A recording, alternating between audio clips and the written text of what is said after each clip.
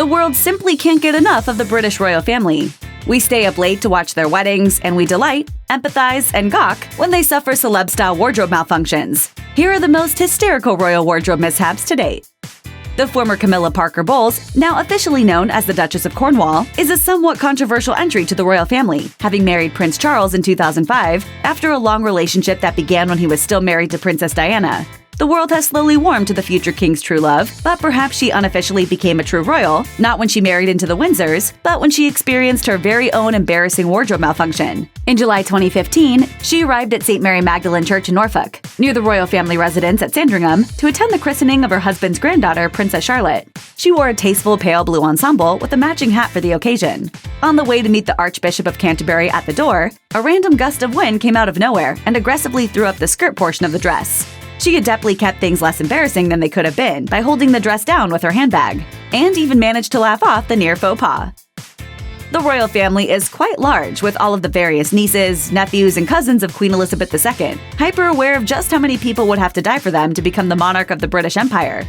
Beyond the household names such as Prince Charles and Prince William, there are many lesser-known royals such as Princess Beatrice of York. Born in 1988, she's the eldest daughter of Queen Elizabeth's son, Prince Andrew, and eighth in line to the throne. As she's in her 30s and recently got married to real estate tycoon Edoardo Mapelli Mozzi, she gets a fair amount of tabloid attention, which was quite unfortunate for her when she wore an ill-fated sheer dress to a big London party. In June 2017, Princess Beatrice wore a breezy navy mesh dress to a V&A Museum summer shindig. Those sheer and mesh panels rarely stay where they're supposed to, especially when you need to move about. Indeed, that's just what happened to Beatrice, who posed for photographers with her underdress shapewear, suddenly and accidentally in plain sight. It happens to the best of us.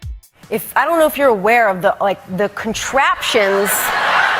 There's under here are In 2011, Queen Elizabeth II dressed in a wine-colored Stuart Parvin coat with a matching hat by Rachel Trevor Morgan to visit her grandson Prince William at a Royal Air Force search and rescue facility where he was working at the time. As she deboarded an executive jet, she was greeted not by a receiving line of royal fans, but by high winds measuring around 50 miles per hour, which is quite rude of Mother Nature considering that Elizabeth is the Queen of England. Very unwieldy. As Station Commander Group Captain Bruce Headley looked on, ready to give Her Majesty a tour, the high winds nearly captured the Queen's fancy hat. Elizabeth awkwardly clung to it as she tried to get out of the plane, maintain decorum, and not fall over. When Prince William finally arrived, he reportedly quipped, "I was worried your hat would blow off." A little too late there, Wills. A wardrobe malfunction doesn't always involve clothes per se, nor does it always expose the fleshiest or most scandalous of body parts. Shoes, those shapely and stylish foot coverings with which most of us have a tortured, love-hate relationship, can fail us too.